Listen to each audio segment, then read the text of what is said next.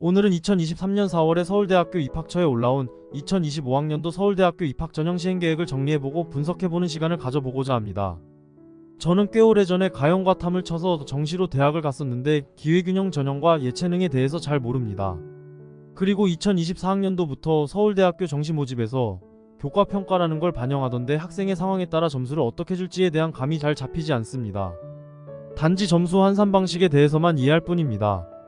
아직 2024학년도 서울대학교 정시 모집이 끝나지 않아서 끝난 이후에 다른 전문가분들의 분석을 참고하는 것이 좋겠습니다. 영상 시작해 보겠습니다. 서울대학교 입학 정원은 총 3,497명입니다. 수시로 2,176명을 뽑고 정시로 1,321명을 뽑을 계획입니다. 여기에 추가로 정시 모집의 기회균형 특별전형이 정원 외로 존재하지만 저는 기회균형에 대해서 전혀 아는 바가 없기 때문에 정시 기회균형에 대해서는 배제하고 분석을 진행하겠습니다.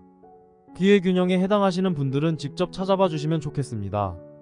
먼저 의대, 치대, 약대, 수의대 각각의 모집 인원을 보겠습니다. 의대 134명, 치대 45명, 약대 43명, 수의대 40명을 선발합니다. 다른 학과들은 단과대학별로 분류하여 말씀드리겠습니다. 인문대는 계열제로 다양한 전형으로 골고루 134명을 뽑고 나머지 모든 과를 수시 일반 전형으로 9명씩 뽑습니다.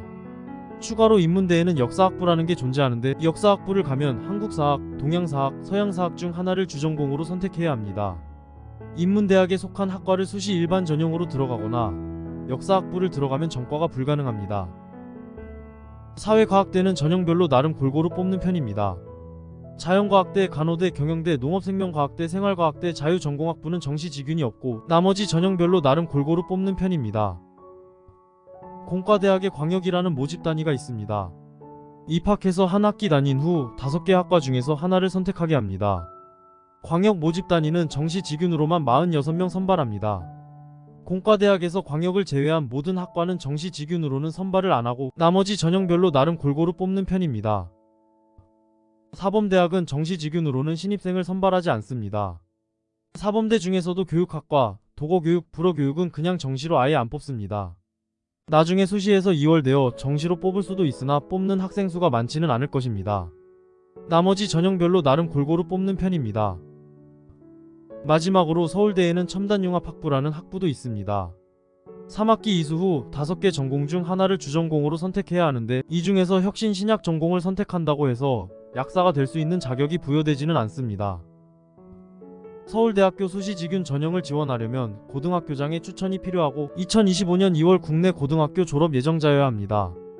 현역 고3들 중에서 학교당 2명씩 받을 수 있는 고등학교장 추천을 받은 학생들의 지원만 받는다는 뜻이 되겠습니다.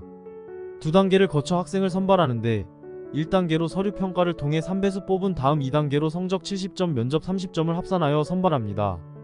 전 모집 단위의 최저학력 기준이 적용됩니다.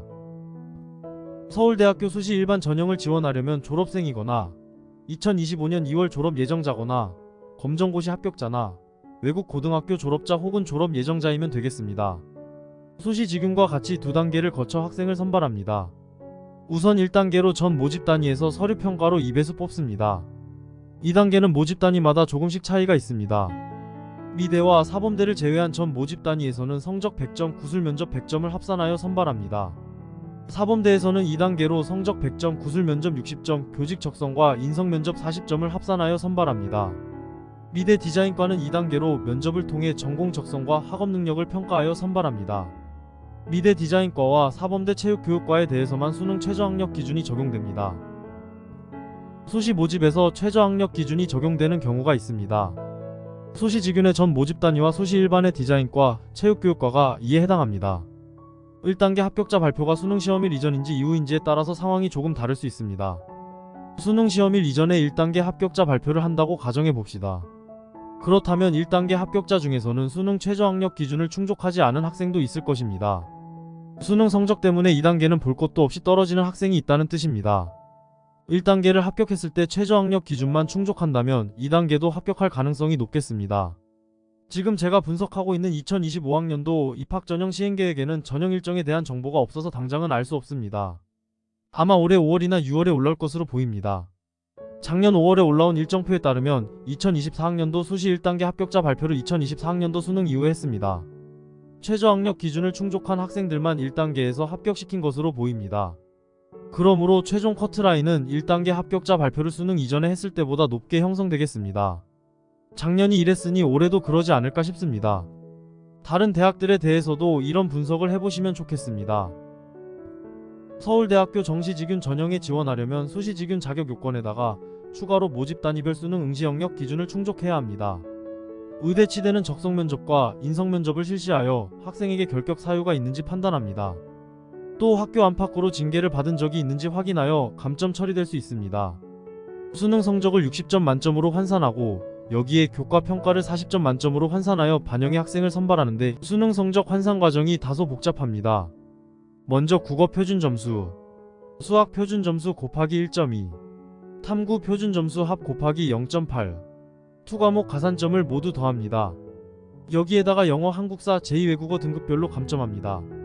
이 과정을 거쳐 얻은 점수를 변표라고 하겠습니다. 변표를 가지고 지원자들을 줄 세웁니다. 그 다음 1등과 꼴등의 변표 차이가 15점 이상인지 미만인지 확인합니다. 15점 이상인지 미만인지에 따라 서로 다른 계산식을 통해서 지원자들 수능 성적을 60점 만점으로 환산합니다. 그 점수에다가 40점 만점인 교과 평가 점수를 합하면 100점 만점의 숫자가 나옵니다. 이 점수를 최종 점수라고 하겠습니다. 교과 평가가 얼마나 결과에 영향을 미치느냐가 중요하겠습니다. 서울대학교 정시 일반 전형에 지원하려면 수시 일반 자격 요건에다가 추가로 모집 단위별 수능 응시 영역 기준을 충족해야 합니다. 예체능을 제외한 전 모집 단위에서 1단계로 수능 성적으로만 2배수 뽑고 2단계에서 수능 성적을 80점 만점으로 환산하고 교과 평가를 20점 만점으로 환산하여 합한 점수로 학생을 선발합니다. 변표 계산식은 정시직윤에서와 똑같습니다. 다만 변표로 수능 성적을 환산할 때 만점이 80점이라는 게 다릅니다. 교과 평가의 영향은 정시직윤에서의 영향의 절반 정도입니다. 미적분이나 기하 고르고 과탐 2개를 고르는데 거기에 물리나 화학이 끼어 있다면 가장 지원할 수 있는 학과가 많습니다. 사람 이름 모르는 거니 제2외국어 응시는 해보는 걸 추천합니다. 국어는 뭘 고르든 다 지원할 수 있긴 합니다. 그냥 표준 점수 잘 받을 수 있는 걸 해야 하겠습니다. 그게 꼭 엄매라는 말은 아닙니다. 엄매일 가능성이 높긴 한데 그것도 문법 공부가 충분히 받쳐줘야 가능한 얘기입니다. 교과 평가 점수를 무시할 수는 없습니다. 슬픈 이야기이지만 교과 평가가 B시나 C시 나올 것 같으면 내가 꼭 서울대를 가야 하는지 고민을 해보셔야 할 것 같습니다. 투과목 하나 껴서 정말 열심히 공부해서 좋은 점수 받으면 안 좋은 교과 평가를 커버해줄 수도 있긴 합니다. 하지만 당연하게도 투과목만 잘 본다고 되는 일이 아니고 국수영탐 다 점수가 잘 나와야 하겠습니다. 근데 그 정도 성적이라면 아마 한의대도 갈 수 있지 않을까 싶습니다. 만약에 그럼 투과목 안하고 원과목 2개를 봤으면 더 좋은 한의대를 가거나 치대를 갈 수도 있고 의대도 전혀 불가능한 건 아닐 것입니다. 한 번쯤 생각해 보셔야 합니다. 투과목을 선택한다면 결과는 거의 서울대를 가거나 아무 곳도 못 가거나 둘 중 하나입니다. 나는 지방의대를 붙어도 서울대 수리과학부를 가겠어요 라는 생각을 갖고 있다면 정말 그렇게 생각하는 것인지 다시 한번 숙고해 봐야 합니다. 수능 치기 전에는 나는 다른 학교 의대를 붙어도 서울대를 가겠어요 라고 생각하는 게 쉬운 일입니다. 아직 그런 점수를 못 받아봤기 때문이고 수능에서도 못 받을 가능성이 크기 때문입니다. 사람 욕심이라는 걸 과소평가하면 안 됩니다. 만약에 그런 성적이 나온다면 무조건 서울대였던 생각을 고수하지 못하고 의대에도 눈길이 자꾸 갈 것입니다. 그렇게 된다는 건 서울대를 진짜 가고 싶었던 게 아니었다는 뜻입니다. 그렇다면 투과목을 한 개 쓸모가 없어집니다. 투과목을 안 봤다면 더 좋은 의대를 갈 수 있었을 것입니다. 조금 이야기가 센 것 같기도 한데 여건이 되면 투과목 하시고 아니면 투과목을 배제한 상황에서 그냥 점수 잘 나올 것 같은 걸로 하는 게 맞습니다. 투과목 할 여건이 될는지는 저보다 본인이 잘 아실 것입니다. 누구나 한 번쯤은 서울대학교를 가슴속에 품지 않았을까 싶습니다. 만약에 당장 제가 서울대학교 신입생이 될 수 있다면 서울대 입구역에서 강의실까지 팔 벌려 뛰기 하면서 갈 수 있을 것 같습니다.